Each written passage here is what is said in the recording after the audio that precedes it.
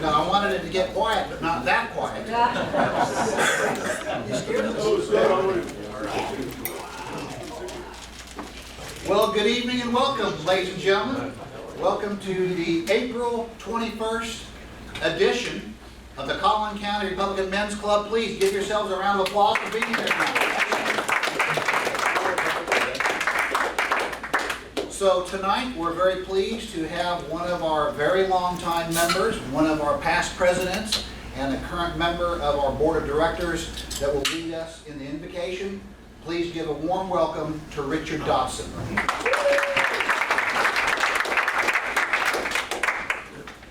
I don't know, I'm not used to saying anything public. Our gracious Heavenly Father, we come before that throne in our Son's name, and we give you thanks and praise. Really do appreciate our liberty and our freedom in this great country that we live in. But more importantly, we pray indeed that your plans will be fulfilled on earth as they are in heaven. Be our shepherd and watch over us, and hear our needs and come to our pleas to help us along life's way. In Christ's name we pray. Amen. Amen. Amen. Thank you, Richard. Thank you very much. Please remain standing because we're going to have a couple of great folks lead us in the U.S. flag salute, followed by the Texas flag salute. And leading the U.S. flag salute, we're very pleased to have the Honorable Jay Sad, one of our members, also one of the trustees of the Collin College Board of Trustees. Jay. To our great country, I pledge allegiance to the flag of the United States of America and to the republic for which it stands, one nation, under God, indivisible, with liberty and justice for all. Thank you, Jay. And leading the Texas flag is one of our longtime good guys. He is also a precinct chair. Ladies and gentlemen, Tom Klein. Honor the Texas flag. I pledge allegiance to thee, Texas, one state, under God, one and indivisible. Thank you, Tom. You may be seated. So, you know, summertime is almost upon us, and because of that, that means we're getting closer and closer to elections. And as part of the President's remarks announcement, I want to tell you 2 or 3 things. How many of you are aware that we are having a separate election all across the state of Texas? There's only 2 things on the ballot. Both of them are propositions. How many of you are aware that we have this election on May 7th? Well, that's a pretty educated group here. Awesome. Very nice. Well, people have been asking about what are those propositions? What do they mean to me or you as an individual and as a taxpayer and a citizen of Texas? So there are 2 propositions. There's no early voting. There's just day of voting for this. And it's on May 7th. And I'm going to read to you exactly what the propositions are. And the first one... There is early voting. There is early voting, okay. When is that? Next Monday starts, April 25th. The week before. Week before, okay. Is it Monday through Friday the week before? Yeah. Or, Monday through the following Tuesday without Sunday. Without the Sunday. I stand corrected. Thank you very much. So these 2 propositions are very interesting because the second one is worded pretty straightforward, but the first one, if you've been reading and following in all the publications and by elected officials, they have very appropriately, I think, criticized the way this first proposition has been worded on the ballot. It says, and I quote, "The constitutional amendment authorizing the legislature to provide for the reduction of the amount of a limitation on the total amount of ad valorem taxes that may be imposed for general elementary and secondary public school purposes on the residence homestead of a person who is elderly or disabled to reflect any statutory reduction from the preceding tax year in the maximum compressed rate of the maintenance and operations taxes imposed for those purposes on the homestead." You're either in favor of that or opposed to that. You can read it 3 times. What's the answer? So the 2022 Texas Association of Appraisal Districts has released their wording and their analysis of what it means. And here's what they say. If passed, Proposition 1, this amendment would reduce the approximate 2 million exemption holders' school tax bill on the average, $110 the first year and $124 the second year. The loss in revenue by the school districts will be offset by state aid. Finished. That's what they say. Really what that means and what the ramifications of Proposition 1 are. So generally, it's just giving you the opportunity to reduce your tax bill specifically, and then offset whatever your average tax is going to save you will be offset by general revenue from the state of Texas. Now, but it doesn't apply to everyone in general. It applies to senior citizens, certain classes of people, seniors Yes. and those with disabilities. by elderly and disabled residents, Yeah. that's who it would affect. Now, elderly is those older than Jerry and I. Right there. I knew it was coming. So Proposition number 2 is very straightforward, worded appropriately. I'm going to quote to you what Proposition number 2 is.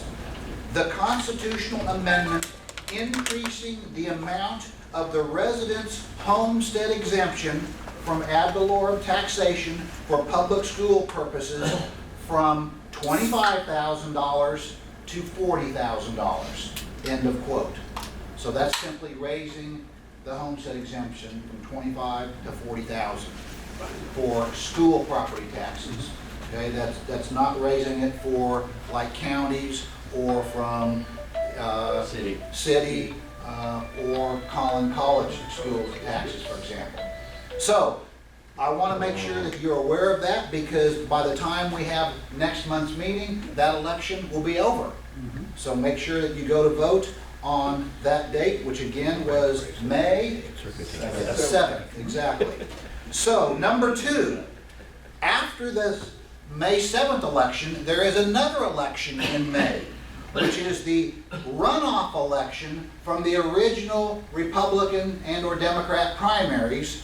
And this runoff election, remember, those who are running in the Republican primary only face a runoff if nobody in the original primary received 50% plus 1 vote or more. So we have a number of races. Lynn, your race is in that. You guys know also that the very House district, that Collin County Republican headquarters where we sit right now, this House district, it also faces a runoff between Eric Bolin and Jamie Jolly. Also in northern Collin County around McKinney area, there is another race, Frederick Frazier against Paul Chabot, that's in a runoff. We have, how can we forget, we have a judgeship in Collin County for between Randy Johnson and Jimmy Angelino, that's also in a runoff race. So we have the constable race, that's also there. Attorney General race, a statewide race, yeah. So there's a number of these We also have a races. congressional one down in Richardson, which you guys always forget about Richardson being in the county. Yes, we there's are- Oh, that's right. a 'cause now Republican, I'm calling all not SD 3, but SD 32 is, which is part of Richardson and a lot of Dallas. Precinct chair. Precinct chair. And, very excellent, if you might have noticed that in the original primary, there were no precinct elections, and of course, you don't normally see a precinct election unless there are more than one person running.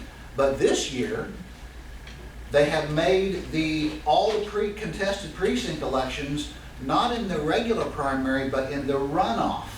And so, Tom, I know you're in that situation, that you're facing an opponent in your race for re-election.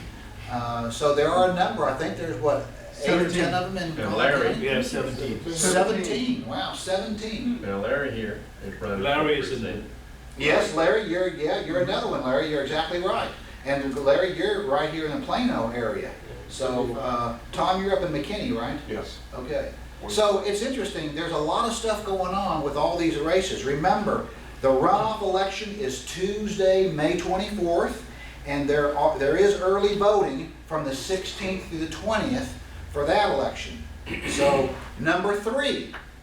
And I'm going to be talking about, actually introducing, I would like to have, there is on June 4th, a special newcomers picnic. Would you please come forward and tell us all about this newcomers picnic that is going on? Okay. A lot of you are familiar with Maggie Witt's Minority Engagement Group, MEG. And 3 years ago, she had a newcomers picnic where we had hundreds and hundreds of people who were new to Collin County, but were Republicans where they came from, which is great to know. Yeah. And they came to a picnic at Cottonwood Church. We're doing it again at the Myers Park in McKinney on June 4th, not July 4th, but June 4th. And it's 11 o'clock to 3 o'clock.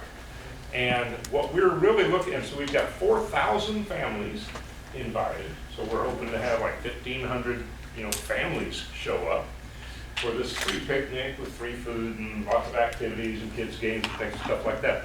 11 o'clock to 3 o'clock, Myers Park, June 4th. We are seeking clubs to sign up to sponsor a table, to seek new members there, also just to support the activity. We're also seeking candidates to support the activity. And so I've got a sheet for anybody from another club. John's already got it, but any candidate that wants this information, I've got this information. The other thing we're really looking for is volunteers. Like for instance, I'm in charge of parking. So anybody wants to help me out in the parking lot, direct parking and that sort of thing. We need, people to help the kids with the little kids game. So if you got a teenager that, really is good with kids or anything like that you can help us, we're gonna need a bunch of volunteers to do a lot of different activities there. So if you need the sheet to sign up or to sponsor a table or something, let me know and I'm right back here. You got a place for an old guy like Richard to do something? Yeah. And then if you want to volunteer, I've got some cards where you can just contact me talking about volunteering in many of the different roles. Thank you. Let me grab one of those cards because I want to be sure to follow up. Yeah. I want to.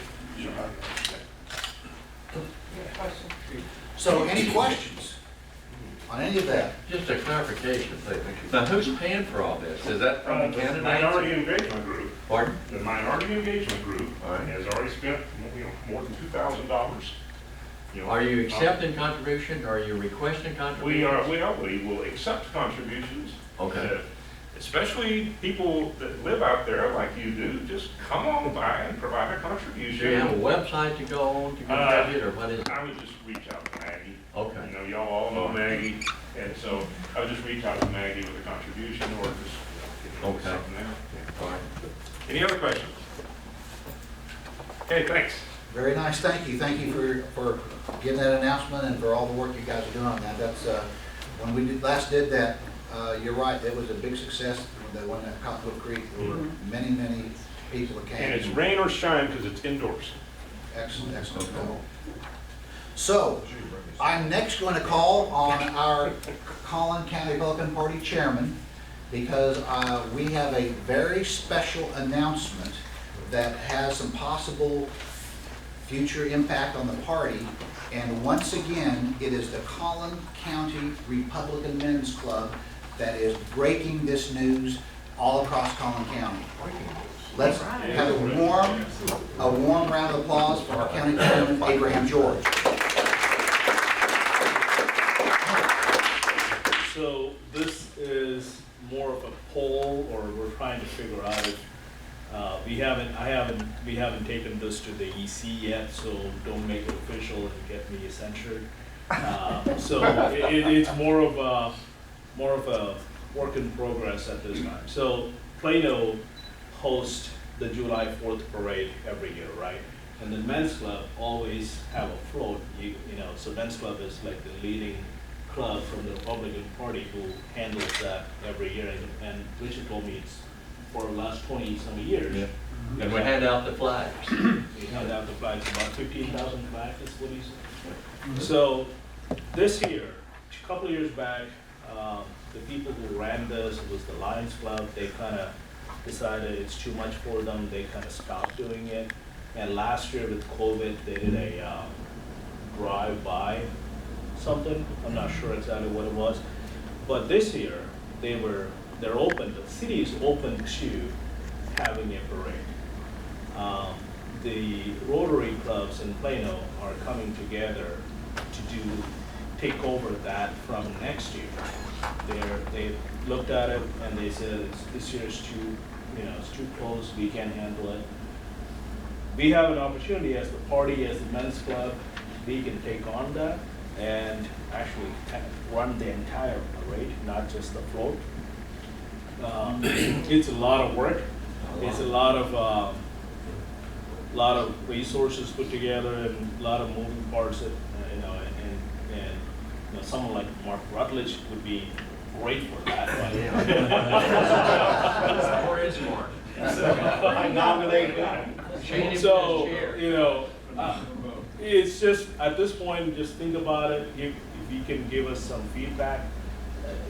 I think the party's presence at the July 4th parade would be a great opportunity for us to actually be there and talk to people, and we can put our vote wherever we want because we're the one who's running. So we don't have to wait for 20 other floats to go before we put ours. We go first, right? Can we restrict which floats are in the parade, but we keep them about? That's right. So we get to do all of that. I spoke to Shelby Williams. I had a chance to talk to John Muntz yesterday. He's open to it. He didn't say anything. Shelby told me that the city council might have to say yes to it. And also, we're probably going to get some help from all the Rotary clubs as well, because they're starting to work on it for next year. So, just to understand what you just said, if we agree, men's club or GOP, is it? That's one of the things we had to figure out. It could be GOP. My only concern putting GOP's name out there is because then the Democrats could come and go crazy. Possible. And the men's club did there might be a lot more pushback to GOP than men's club. So we were thinking all that through. We haven't quite figured it out. So last year when I did the Veterans Parade and I worked with the people in Frisco, they had a couple of people that were really good and I could find their names. And if we had a template on how to do it, because it would be an awful lot of work and there are a lot of nuances that we're not even aware of, which is Right. the whole thing. So- that Lessons learned. lessons Yeah, learned. so the people who ran this in the past are willing to help and give us some guidance and the route. And they're from Plano. They're all here, Okay. right? And the cops, the Plano PD is willing to close the streets and provide security and all that. So there's a lot of those things are already in place because they've been doing this for years. We just need to take on the major part of it, the liability and all of that stuff and do it. So- Are we doing it only for 1 year, this year only? So this year, we will be in charge. Next year onwards, we can probably work with the rest of the Lions clubs. Rotary. No, Rotary. Sorry. Rotary club, I okay. always get confused with you. I vote for it and I'll donate $100 from the club to the club for this purpose. Okay, Thank you. all right. I'll match your $100. Looks like a positive feedback from you all. You leaving? All right.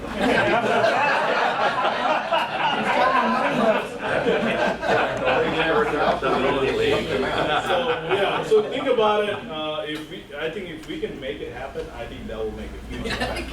Any other feedback? So, when Plano did its tour, and we were in these groups saying, what should we do better? Plano They're is this talking. tour. And I gave them my opinion, I think we should have 4th of July parades, I think we need to come together as a community, this will definitely unite us, et cetera, et cetera. And honestly, folks, David and I did the parade with Richard, and we did the Veterans Parade, and people We did a float loved rally. it.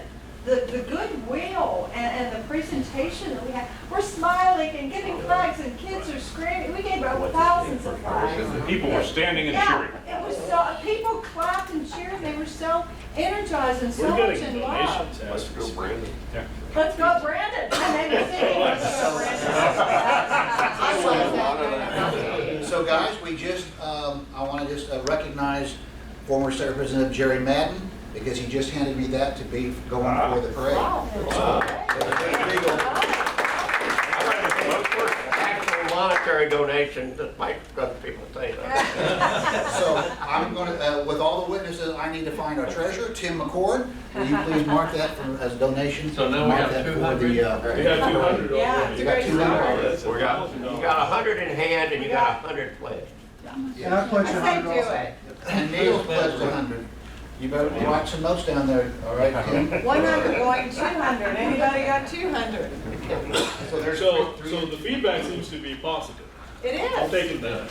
Yeah. All right, We so gotta- we'll put it on the EC agenda. Yeah. Abraham, we gotta be sure we can get the insurance.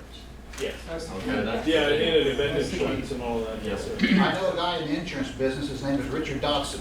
No, wrong kind of insurance.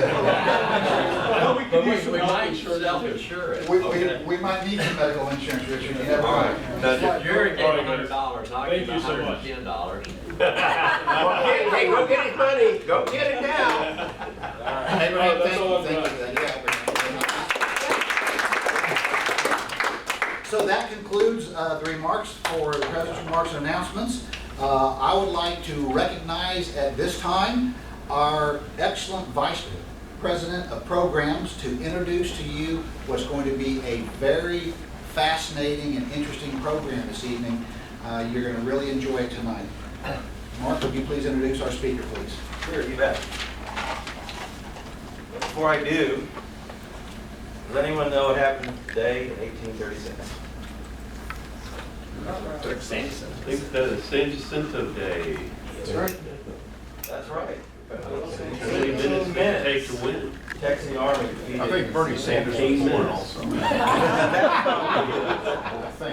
That might be fake news, but we'll try. But anyways, I was thinking about that as we sent our pledge to the Texas flag. I fly in the Republic of Texas flag. That didn't happen in Today. Texas. So, anyways, let's move on to present times, and we'd like to welcome back Dr. Michael McConachie, pronounced like the actor's name, only the actor spelled his name wrong. Dr. McConachie is a political science professor who has taught at 4-year and 2-year universities at colleges in Missouri, Tennessee, Kentucky, and Texas. He earned a bachelor's degree with honors in government and history at the University of Texas at Austin, a master's and PhD in political science at the University of Missouri-Columbia, where I was born, and a Master of Divinity at Bright Divinity School at TCU. He's been married to the lovely Mrs. McConachie for 37 years. Is she with us tonight? No, Oh. she doesn't enjoy listening. Okay, very good. She is the library cataloger. I learned a new word tonight, cataloger, for the Richardson ISD. Their daughter and son-in-law live in McKinney, and son and daughter-in-law live in Conroe. The McConachies are not quite empty nesters, as they have a cat named Maverick. Tonight, we welcome Dr. McConachie back to their College County Republican Men Club to give a very interesting talk on the Electoral College.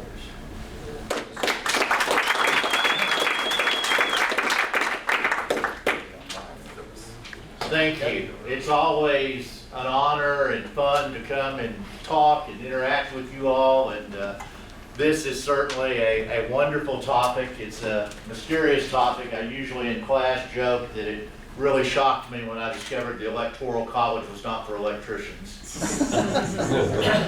And as far as lovely Mrs. McConachie goes, last night I had to look up the origin of 420. If you know what 420 was yesterday. So anyway, now the first thing I draw your attention to is this is also one of the most mispronounced things in American politics. How many of you have heard it pronounced the Electoral College? Where's the I? There is no I. And maybe you feel like this. You ever feel like this? No. No? Well, I would expect Representative Manning to do it. Yeah. But if there is a goal or a takeaway tonight, when I get through, is that maybe you would be able to explain the Electoral College a little bit better. So, You have to start at the beginning at the Constitutional Convention in Philadelphia in 1787. And once they decided we would have a president, of course, everybody there knew who the president was going to be. George Washington. Alexander Hamilton wanted him to be king. Then he wanted him to be president for life, but they settled on a president. Well, then they had to decide how to pick the president. Well, coming from England with a prime minister chosen by a parliament, they discussed having Congress choose the president. And they rejected that idea because they felt the president would always be looking over his shoulder. Because if the president made a decision Congress didn't like, Congress could vote him out right away, as a parliamentary system has a vote of no confidence. Then there were some, like Judge Wilson of Pennsylvania, who wanted the people to choose the president. We're creating a republic, a democracy. The people should choose the chief executive. But most of the framers did not agree with Judge Wilson. They had the Aristotelian, Aristotle's view of democracy. Aristotle created the sixfold classification of governments, the ideal and the perverted. And at the democracy level, the perverted idea is basically mob rule. And the framers were very afraid of mob rule. The ideal form of democracy, according to Aristotle, which the framers were familiar with, was for the educated to vote and choose the leaders. And sometimes I can get my students to admit that, yeah, we really don't want everybody to vote. Well, neither did the founders or the framers. We're supposed to call them framers now because not everybody at the Constitutional Convention was at the Declaration of the Second Continental Congress that wrote that. I still call them the founders. So the Electoral College emerges as so much of the Constitution as a compromise. We'll give a role to the people because the people back then did not have Fox, CNN, News Nation, Newsmax, whatever. They didn't know it, but they knew local people. They knew a local legislator. They knew a local somebody that they had confidence in. So we'll let the people choose the electors. And then the electors will meet in the state capitol, and the electors will choose the president. So the Electoral College filters the people's views and tamps down that tendency towards mob democracy, or rule by the mob. And remember, originally in the Electoral College, first place was president, and second place was vice president. That's right. That's right. We'll get how that changed in a minute. Now, let's see. Here is the new map for the next two presidential elections based on the census data. And Texas is the big winner. We picked up 3 House seats, which means that in 24 and 28, we will have 41 electoral votes. California, I believe, lost one, didn't it say up there? They lost 1. Florida had 2. Now, had it not been for Hurricane Harvey in 2017 and COVID, Texas might have picked up 4 seats. But those 2 things really, even though you read how we're growing, those 2 things really kind of limited it. Notice the states that dropped, Illinois, Michigan, nobody really dropped too much, but this is the map that will be used. And right away, I can tell you that going into 2024, depending on how you count it, the Republicans start with 131 safe votes, and the Democrats start with 132. I always tell my classes, you have the Republican L since 1976. That's the last time Texas voted for a Democrat. That's always a test question. When's the last time Texas voted? They don't know Jimmy Carter. Who, by the way, can still run for president. We could. You only served 1 term. But I call it the Republican L. He goes across, I don't know, and now I would skip over Georgia. Of course, Florida's not part of it because Florida swings. But that, and then the Democrats are all concentrated on the coast. And I didn't count Alaska, so the Republicans probably have 132. And I didn't add Hawaii to the Democrats because they're off the coast. So, now, how do you determine the state's electoral vote? You add the number of U.S. House members plus their 2 senators. It's that easy. I still have students miss that on test questions. I put, I give them the numbers and they miss them. Every state by the Constitution is guaranteed one member in the U.S. House. So the minimum number of electoral votes you can have is 3, and we have several states that do that. The Dakotas, who else? The Dakotas, Wyoming, Delaware, maybe Rhode Island. Alaska, yeah. And of course, those states miss out, I think there's 6. Those states miss out on the fun of redistricting. You don't need to redistrict if you've only got one House member. There's 538 total votes and it takes 270 to win. Simple majority. Now, 48 of these states award their electoral votes by what's called winner take all. Whatever presidential candidate wins the most votes in the state gets all those states' electoral votes. You don't need to win a majority. So you can have plurality winners in the state, and they get all those that state's electoral votes, or let's say they're supposed to. Who are the 2 outlying states? Do you know? Nebraska and Maine. Nebraska and Maine. How do they do it? Congressional district. Yes. The best graphic I found of that is, I'm sorry, it's from 2008 because it happened in both 16 and 22. But this is the best graphic between Obama and McCain. McCain won, and last summer, part of our vacation took us through northwest Nebraska. We went diagonally from Lincoln up to the northwest corner because the boss, the lovely Mrs. McConachie, wanted to experience rural quietness. We did. We did. It's very beautiful scenery. We found a lovely hotel and restaurant in Broken Bow, Nebraska. Not Broken Bow, Oklahoma, Broken Bow, Nebraska. That's one of the best names we had. But anyway, no surprise that the Republican would win rural Nebraska, everything around, basically Omaha. I'm surprised they won Lincoln. But, and so Nebraska gave 2 of their electoral votes, their House votes, to McCain, 1 to Obama, and then because McCain won it overall in the state, he got the 2 votes for the Senate. So Nebraska split its votes 4-1. And Maine awards it the same way. Now, this is called either the district plan or the congressional district plan. If this had been in effect nationwide in 2000, Bush would have won with 284 electoral votes. We never would have heard of hanging chads. Just think. We never would have had a Supreme Court case called Bush versus Gore if this had been in effect nationwide. Now, Colorado after 2000 tried to change to this, and you got to change before the presidential election. You can't change in an election. You have to change, well, whatever you're doing January 1st of them, that's how you're going to award them that year. Colorado voters rejected it. So Colorado remained winner take all. Now students, when I put this up in class, and this is early, it's about the same place you all are getting it. They look at this and I usually say, what do you think of it? And somebody usually says right off the bat, well, it's more fair. Obama gets rewarded for picking up Omaha.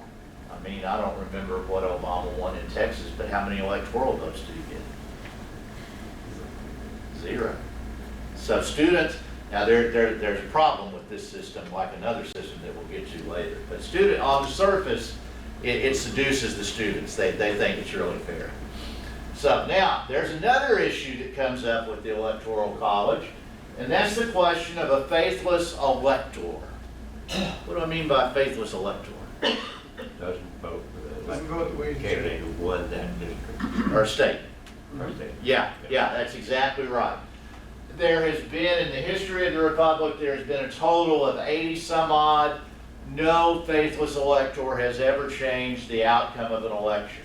Probably in the modern era, the most, with the Dixiecrats maybe, Nixon, or Wallace and Nixon had some, but none have ever changed the outcome. But the question becomes, can a state bind the electors to vote the way the state's popular vote wins? it's pretty clear from the language in the Constitution, the framers expected the electors to make up their own mind, not base it on the popular vote in a state. Well, 31 states in D.C. bind the electors. Texas does not. And in either 2019 or 2020, the Supreme Court ruled that states may bind their electors. And if an elector refuses to go the way the state did, the elector may be replaced, and depending on the state law, they may be criminally liable. Yeah, yeah. So now you know who the electors usually are, don't you? Party faithful? Party faithful, party activist. Have you ever been one? No. Oh. I have. Who has? Oh, yeah. Okay, good, yeah. It's the party faithful. I remember sometime like 2004, the Republicans, state Republicans picked a high school graduate out of Capel to show they had a young person. You can't hold a federal office and be an elector. You can be retired because both Bill and Hillary Clinton have been New York electors the last several, well, not 2016. You can't be a candidate, but Bill was. But you can't be a current office, federal office holder and be an elector. So states are free to decide, the Constitution makes it clear states are free to decide how to award their electoral votes any way they want. Winner take all, district plan, what we'll talk about is a proportional plan. So, but I actually think faithless electors potentially could be a greater problem today in the age of social media than they have been. The Gore people put on a full court press in 2000. Of course, we didn't have social media. We had email in 2000. But they put on a full court press trying to persuade some of the Bush electors to vote for Gore because he won the national popular vote. And they tried you? They tried me. In fact, I got one letter which said, unite the country, vote Bush and Lieberman. Well, that would have been interesting. That would have been really interesting.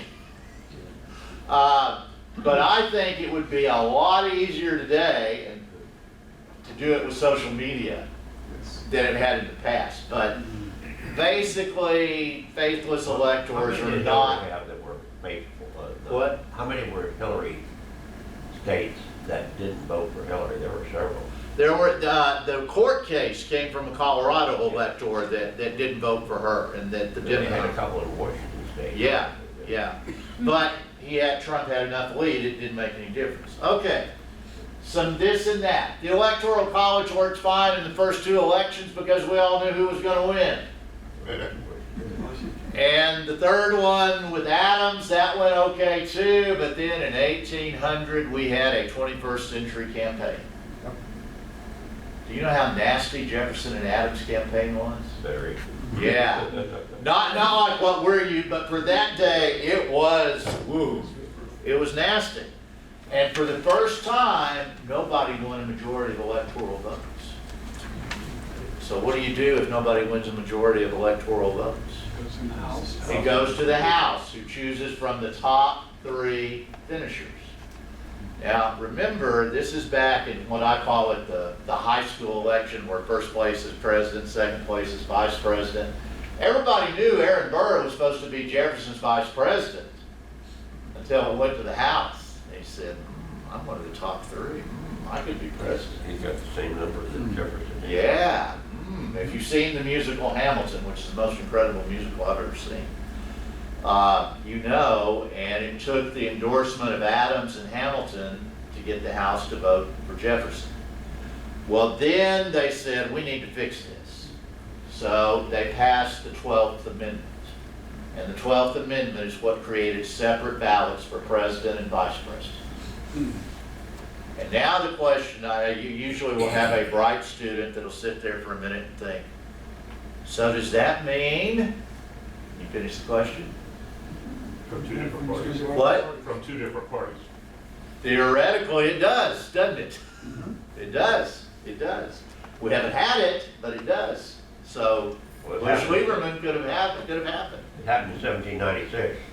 Yeah, but that was under the old system. That was before separate ballots. Yeah. That was before separate ballots. So you got that. Now, the other thing the 12th Amendment did is it specified the vice president has to meet the same requirements as the president, the three, that 35, naturalized citizen, or natural born citizen, and 14-year resident. Now, what happens if no vice president, under the new system, separate ballots, what happens if no vice president gets enough electoral votes? Goes to the Senate. How many do they choose from? 2. I'm a Longhorn, I can only make 2 this way. If I do this, I think you think it's a Roman ordering 5 beers. The Senate chose the vice president in 1836 with the election of Martin Van Buren. And they chose a man named Richard Mentor Johnson. He was married to a slave he inherited from his father, an enslaved woman. They had children. Then he divorced her because she allegedly had an affair with someone else, and he married another enslaved woman.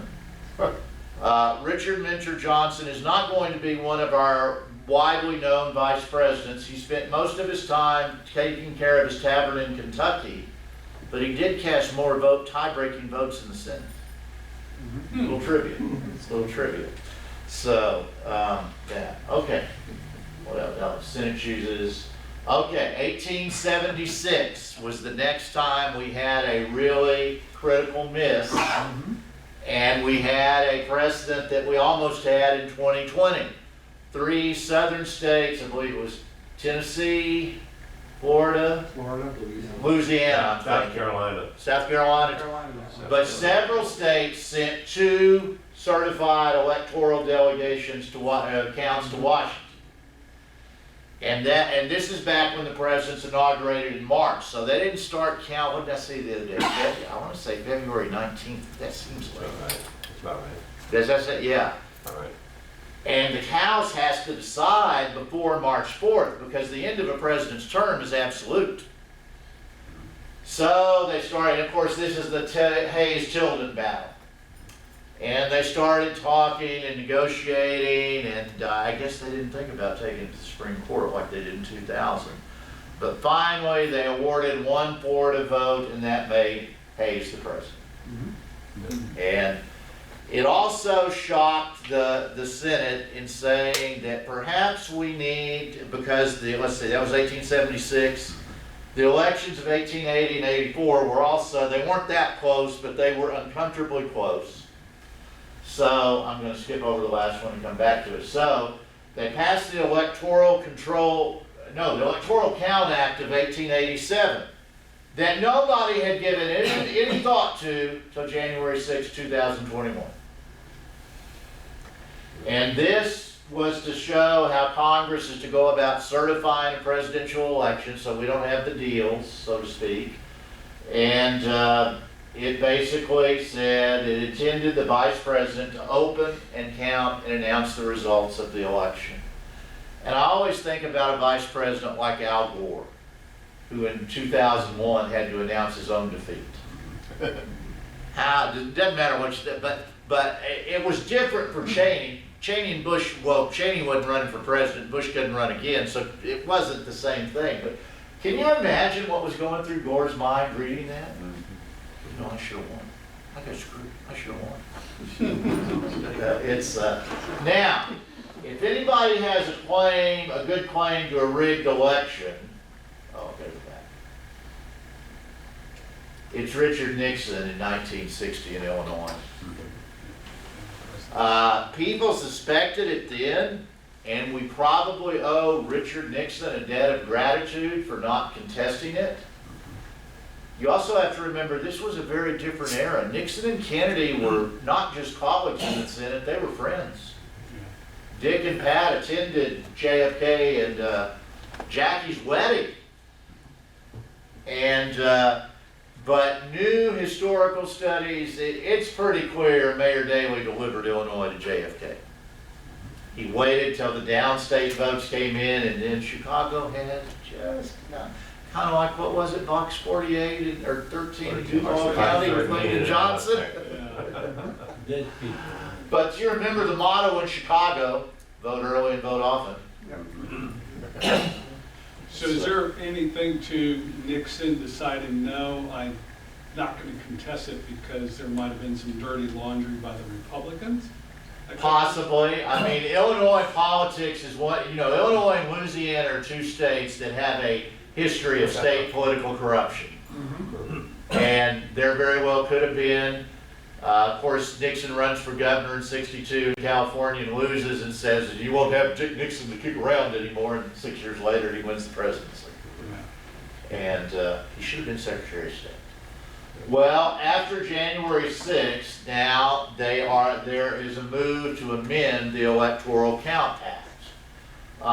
Some of Trump's advisors read the original Electoral Count Act and felt that it gave the vice president the discretion to choose which set of electoral votes to count. That's a legal opinion. But it didn't work out that way. So there are two bipartisan groups. Joe Manchin's part of one. I thought I had read Peter King in the House, Republican from New York's part of another. But they're working, we have a Senate bill. But, it's Angus King, a senator from Maine, independent senator from Maine. They want to make clear that the vice president's role was ceremonial, which is what Pence learned from talking to Dan Quayle, and I've forgotten who else he consulted. And they want to raise the bar for Congress to challenge a state's electoral slate. In other words, it takes only a House member and a Senate member now to do it. They want to raise it to their various ideas, a quarter, a third, something like that. And they want to specify what conditions are valid for a challenge. As near as I can tell, like most bills in Congress, this bill is stalled in committee. And if it doesn't get out this year, it won't. It won't. I've read one thing where President Trump doesn't think it's necessary. Well, are we surprised at that? Are we surprised at that? Probably not. 1876, they didn't use the vice president because the vice president was dead. Oh, wow. So who, President Pro Tem preside? I don't think at that time they had it, or I don't think they had anybody. Wow. So anyway, this is something to keep an eye on if you want to stump a U.S. or no, we're not electing a senator this year, so. But if you want to stump a U.S. House candidate, you might. I'm always telling students, go ask a state representative this or that, something. And this would be a good one to stump them on. This would be a good one to stump them on. All right. It wouldn't stump all of us. No, it wouldn't. All right. Let's talk about the case for the Electoral College. And I always start with a very simple, straightforward argument. If it ain't broke, don't fix it. The only poll, and of course you can find a poll to support anything. I saw one poll, but I think it was from 2020, that said 61% of Americans favor changing the Electoral College. You got some salt, I can take that with it. I would probably say, over time, a slight majority, even Richard Nixon favored abolishing the Electoral College. Of course, Richard Nixon couldn't get elected by today's Republican Party. It preserves federalism. The framers were clear that they wanted the states to have a role in saying who the president was. The Electoral College has a side effect, or an unintended consequence. It reinforces the two-party system, which lends stability. I mean, January 6, 2021 is the closest we've ever really come to having an unstable election. That's a pretty darn good record, regardless of what you think about January the 6th. The Electoral College did not anticipate two-party, which may be turned around that. It amplifies the popular vote winner's margin. And I usually use the '92 election as an example of that because we had a three-way. Clinton, Papa Bush, and Ross Perot. Clinton won about 43% of the national popular vote, Bush won about 37%, and Ross Perot won about 19%. So when I put that on the board, I say it's clear a majority of Americans did not want Bill Clinton to be president. But what did they do? They split their vote. But when it went to the Electoral College, and I don't remember Clinton had some in the mid to high 300s, Bush had the rest, and Perot, who got the most popular vote of any third-party candidate, not the most electoral vote, that's Teddy Roosevelt, 1912. Perot got nothing. But it amplified Clinton's victory, and that adds some legitimacy to it. And it did with the last two. Both Biden and Trump benefited, not because they won by the same margin. So those are, there are more arguments, but those are the 5 big ones. Well, you know what we got, and I'm going to rebut. Oh, no, I didn't give you the 5th one. The 5th argument in favor of keeping the Electoral College is that it compels presidential candidates to campaign in small states and nationally.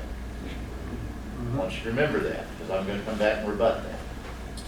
All right, well, you know what we got to do now? The reasons. We got to go against it. You know, well, the Electoral College. Do any other countries use an Electoral College? France did until 1962. I had to go look that up years ago when a student asked that question. I was like, well, that's a really nice weather out there, aren't we having today? And India uses sort of a India uses a very weird hybrid model where the people and the parliament choose. All right, the number one argument against the Electoral College is that it does not count everyone's vote equally. It violates the one person, one vote principle. If you live in Wyoming, your vote counts more than if you live in California or Texas. If you live in Delaware, your vote counts more than it does in New York. As we know, the national popular vote winner can lose the Electoral College, and that kind of goes against a lot of people's, I don't know, senses. A third argument, it's a great argument, but you can't prove it. It discourages voter turnout. And I bring this up in class, say, well, because, yeah, students say, I don't vote, I'm a Democrat in Texas. Why would I waste my time voting? It isn't going to count. Then we have to have a talk about your vote counts because you registered it, not because the candidate you voted for wins.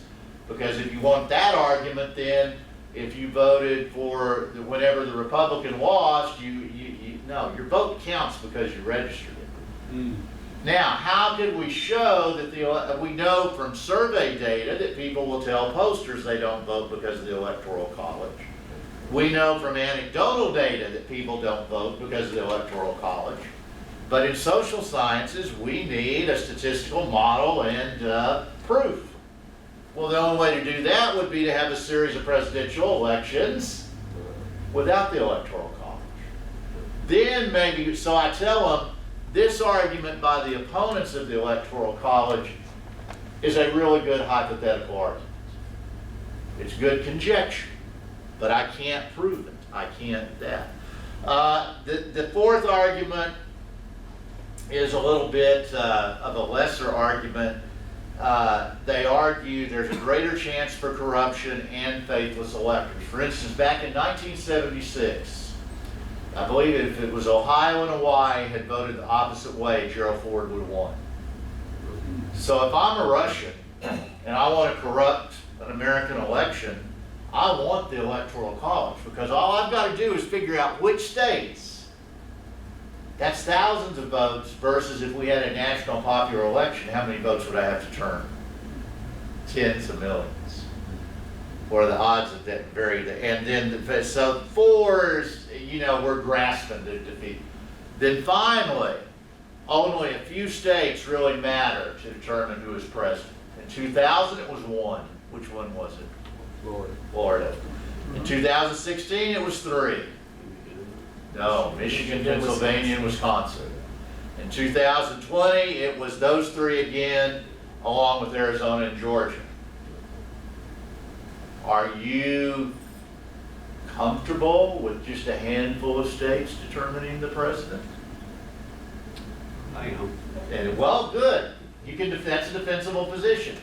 I tell the students, I said, that'd be a great essay question for your exam, but I can't read your handwriting and I'm lazy. So, all right, I told you I was going to rebut each argument. The one vote, according to the great apologist for the Electoral College, who I'll introduce you to in a minute, the one vote, one principle is satisfied by voting in each state. Your vote counts equally the same in Texas. Your vote counts equally the same in Wyoming. And this lady, who is a lawyer, not a political scientist, this is why lawyers should not be allowed to be do political science, even though political scientists do law. She argues that the presidential election is not a national election. It's a sum of 50 separate state elections plus the District of Columbia. Now that metaphor I was able to explain to a bus driver in 2017 on the way to Community College Day at the Capitol. And he asked me, he says, I just don't understand how Hillary lost once he found out I was a government teacher. And so I used her metaphor and he said, well, now I understand. Now my rebuttal to the metaphor Was that a is... trip from here in Texas all the way up there that you took to explain that it was a historic trip? It was to Austin. I explained it between DeSoto and Waxahachie with that metaphor. I like to cut through jargon when I can.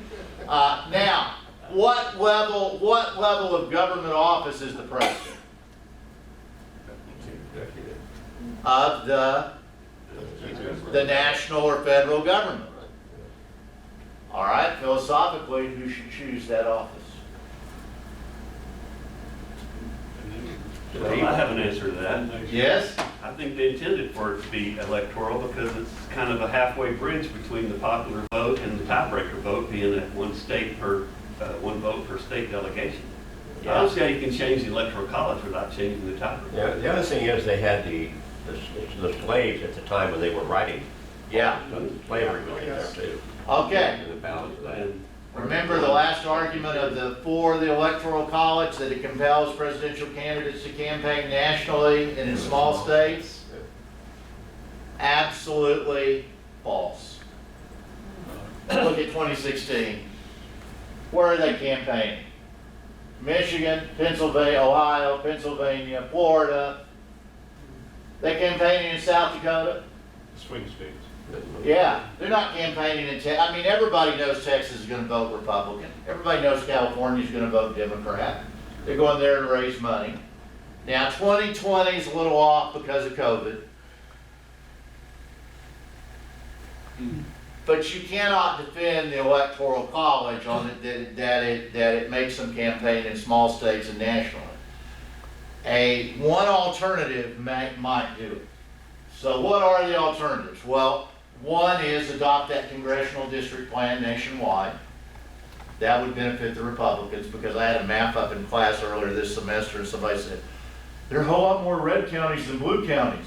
Yeah. A lot of those red counties are in places like rural Nebraska. How many people live in it?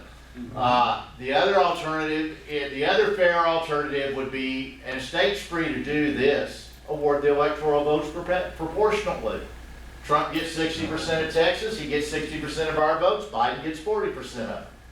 But here's the problem. That's the talking point there. Here's the problem. Both those alternatives would make it more difficult to get to 270, so who's going to end up choosing the president? Which Congress? The old one or the new one? The newly elected House. The newly elected House in January. Do you want the House choosing your president? No, me neither. Me neither. There is an alternative known as the automatic plan that would eliminate human electors. You just award the winner-take-all to whoever won the popular vote. And of course, the most suggested alternative is to abolish the Electoral College and elect the president by a nationwide popular vote, where everybody's vote would count the same throughout the nation. That theoretically, it's argued, would compel presidents to campaign nationally. We don't know, because we never had an election like that. So it really, your view, anybody's view on the Electoral College really comes down to who do you believe should choose the president. If you believe the people should, then you probably think maybe we should abolish the Electoral College. If you believe the state should, you want to keep it. What is the likelihood of change? 0. Infinitesimally small. If we were to have another election like 2000, where we were 1 or 2 states away from 269 to 269. I mean, one state, that's what there was a little while in 2016, it looked like we might get 269 to 269.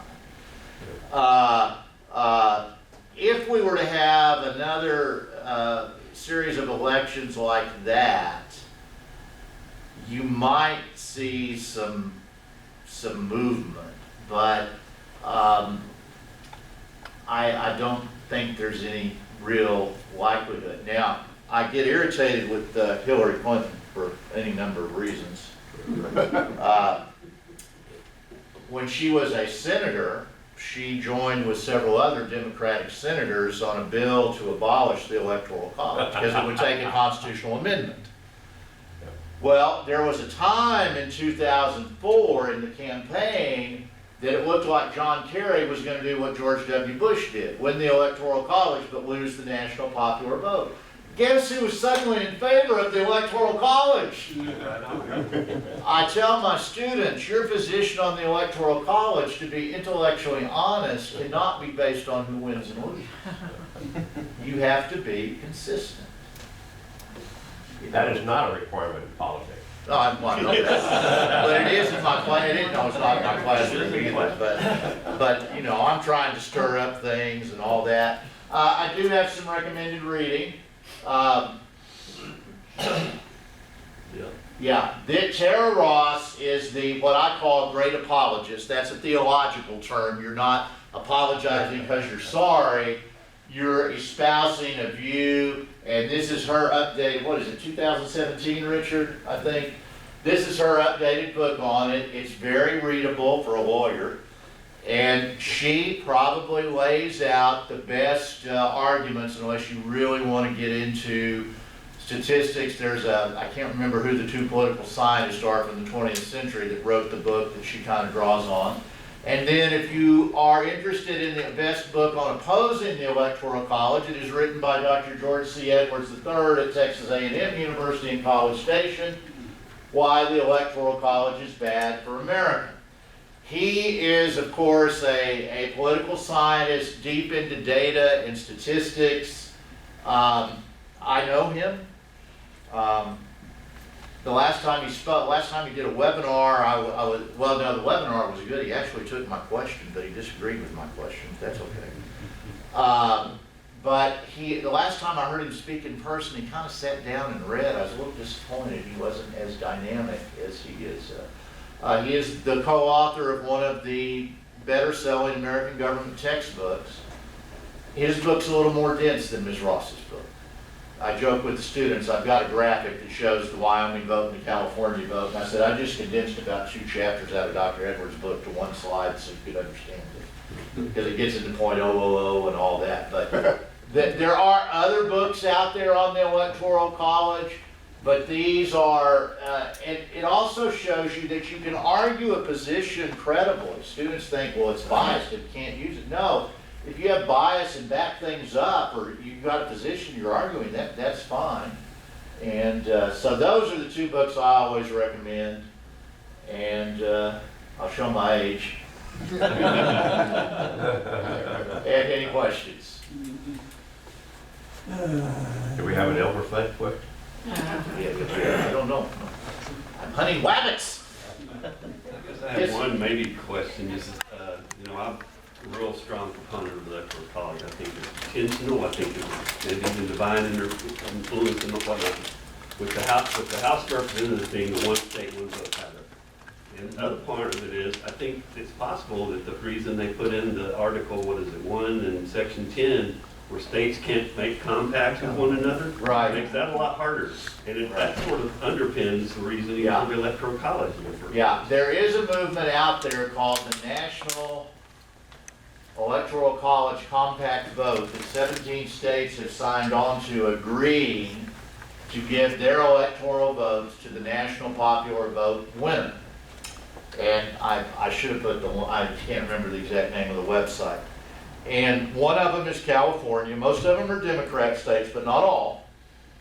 And I pulled that website up in class and I say, so, let's say, and when they get to 270, they're going to put it into effect. They're at about 198 now. So I said, let's just suppose we get enough states to 270, and let's suppose it's 2024, Trump decides to run again, he wins the national popular vote. What is California just committed to do? Vote for Trump. But you bring up a very important point. I think because they are using the word national compact, Congress has to approve it. And Congress isn't going to approve it. Now, they have a link on their website that argues, no, it's not really a compact. I don't find their argument convincing. But that they're trying to assure the national popular vote winner wins without amending the Constitution. I think the only way you could do that would be to amend the Constitution. You have to amend the Constitution to abolish the Electoral College. And the small state, we're gonna see the Constitution, the small states fight that again, just like they did 240 years ago. So the Electoral College isn't going anywhere in my lifetime, and I doubt in my students' The lifetime. states with the theoretical will have more heavily weighted vote because of the Electoral College, they're never going to approve that amendment. No, no. There's not enough other states left. I have, of course, Donald Trump's thinking evolved on the Electoral College too. In his younger days, he was opposed to it back in the 90s. Now he loves it. He has said, you know, the Republicans would never win without that. I say, do you really think so lowly that the Republicans couldn't put forward a candidate that would appeal to coastal people? I mean, I mean, like I say, Nixon, you remember Nixon favored a form of national health care, negative income tax. He was environmentalist. You think you get nominated for that? No way. Teddy Roosevelt. So, and he was paranoid. Kids don't know what this means anymore. It kills me. Well, thank you for your, oh, I'm sorry, yeah. I'm surprised you didn't put the slide up that I've seen several times that shows how without the Electoral College, the impact. Oh, yeah, it would yeah. have, which really just shows how tiny all the other states Yeah. become. They look like Yeah. little chicklets Yeah. on the map. Yeah. That's a powerful slide. Well, you'll know the Republicans are in trouble when Texas votes for a Democrat.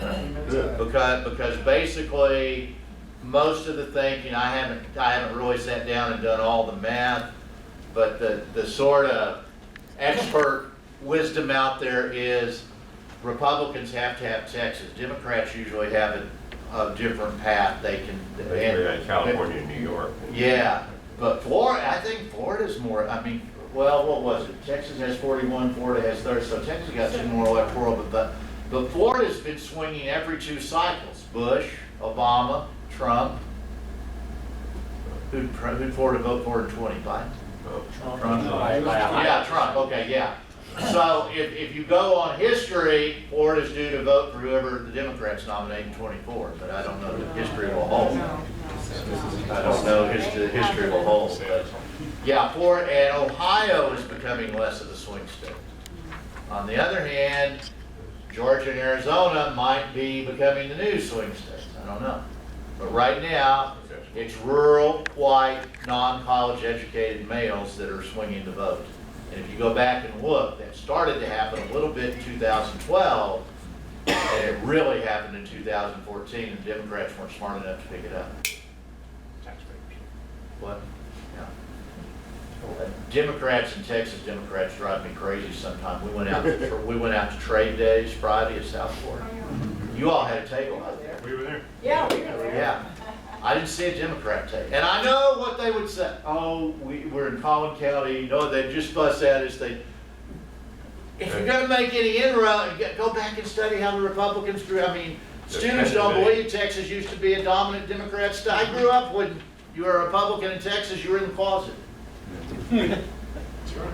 How are they going to win if they don't go to things like that? Even if it's fruitless. In this county, we had half the number of elected officials in 1984 were Democrats. And half of them were Republicans. Yeah. They bailed out. Anything else? I just had a comment. Yep. The best argument against the national vote would be if it was close, you'd have to have a recount for the entire Oh, country. God, yes, that's exactly. That would be That's unbelievably. Yeah. Think about recounting every place that they recounted this last time versus recounting everything. Selectively. All right, thank you for.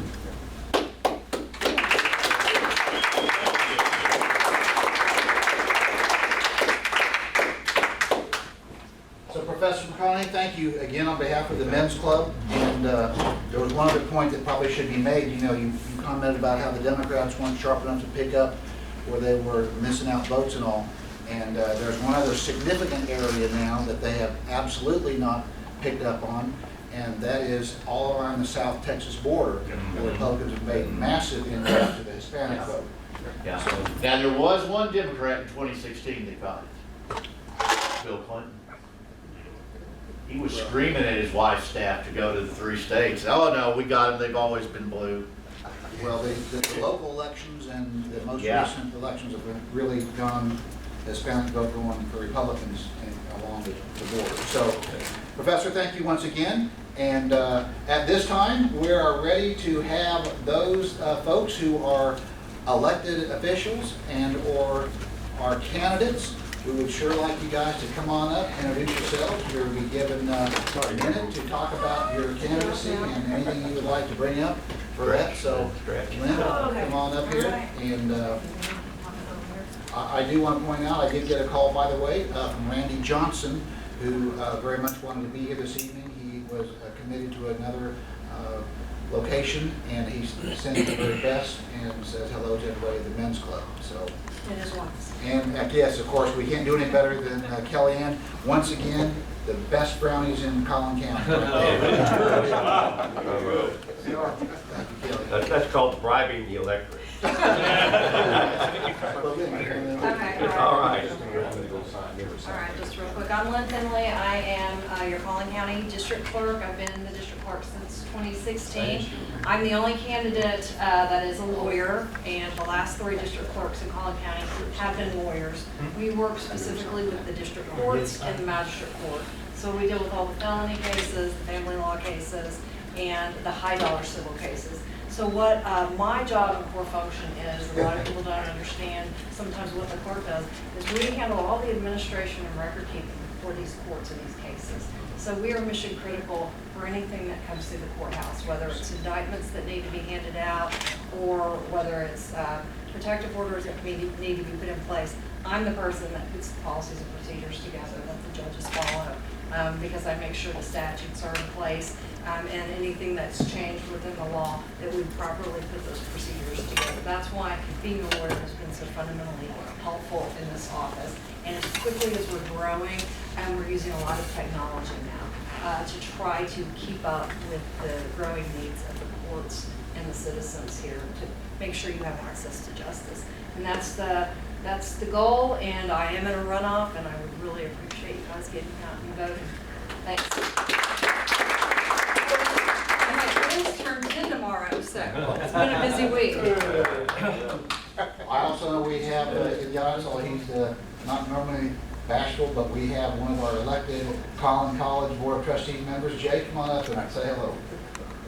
Good evening, good to see everybody again. Jay Satt, Collin College Board of Trustee. This will be my 4th year. I have to run again next year in 2023. We need Collin College. You want to talk about education, you want to talk about opportunity, you want to bring businesses into North Texas, you got to have an educated workforce. You don't have an educated workforce, you're not going to attract businesses. So Collin College does everything from educating nurses to welders. So there's all kinds of jobs that are coming. They're talking about welders. There's going to be a demand for 30,000 welders in the next 40 years. No, excuse me, in the next 20 years by 2040. There's going to be that many welders we need. So we have a class. We have a class that's running 7 days a week, and it runs almost 16 hours a day because they're training the welders. So little things like that is what we need to do with Collin College. And again, it's 2023 next year. Think about it. We have a great college. We have a great system. I'm a parent of 3, and have a lower cost to educate somebody is very important. Everybody says it's not a big deal. You pay for it, and then you tell me it's not a big deal. Okay, thank you all very much. So folks, I want you to make sure you put this on your calendar. May 19th, that is the third Thursday of May. What takes place on that evening? Men's club. The men's club, you better believe it, exactly right. And everybody will have gotten out and early voted that day before the meeting. Absolutely correct. So, I want to give some big round of applause and credit to Mark Rutledge, who is our programs chairman, who's been bringing us some fantastic folks this year. And, you know, it's not easy every month coming up and working and bringing those things. So Mark, on behalf of the club, thank you for the job you do for the club. For May, for next month, it's going to be an event you won't want to miss. How many of you all are familiar with what's going on nationwide with cyber security? A few of you, one or two have raised your hands, but most of us, we read about it, we hear about it, we're afraid of it, right? Because now we're hearing more and more about your own, like, local business PCs, small businesses being affected. We're seeing ransomware attacks all over from not only businesses, but governments and schools and everything. So next month's speaker is Mike Saylor, who is president of Black Swan Cyber Services and Security, and he will be talking specifically about cyber threats facing the United States as a whole, but also your home and your business. And he'll be able to answer questions. It's going to be really a great program. So that's next month. Where? Your Collin County Republican Men's Club meeting, all right? So I want to make sure before we have a Wheel of Fortune, does everybody in this room have a ticket? Who does not have a ticket, raise your hand, because we want to make sure you got a ticket. Carl didn't have one. And Professor, do you have one of the tickets? No. Professor needs one. Professor McConachie needs a ticket also. Delar? Delar, we need one of them. Professor, our guest speaker. Fred, you got one there? Yes, sir. All right, excellent. And Kellyanne, you got one of those tickets? All right, good, good. Abraham, you got a ticket? I got a ticket. All right, Lynn, you got a ticket, right? I do. Excellent. Well, we would like, Delar, if you could bring the magic hat forward and, Magic hat. let's see. Terry Waite's hat. Lynn, would you like to come forward and draw Okay. the magic number for us? You know, I'm gonna be sad if y'all ever quit calling me Vanna White and have me. That's my claim to fame. Okay. All right. And we have 816918. Just by two. 918. 918. We have a winner here, or did they leave early? Hey, Must be present to win. must be present. That, yeah, we only have a couple 918, folks going leaving. once, Well, going twice. Here we go, round two, guys, round two.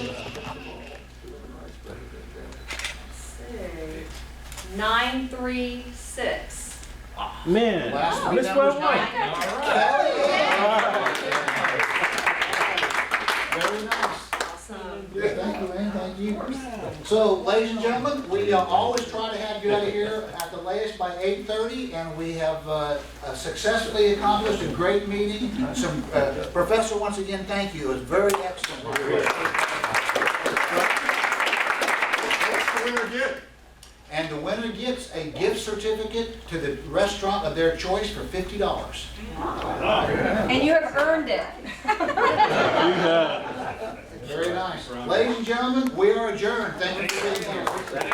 Payment for brownie. Where are you?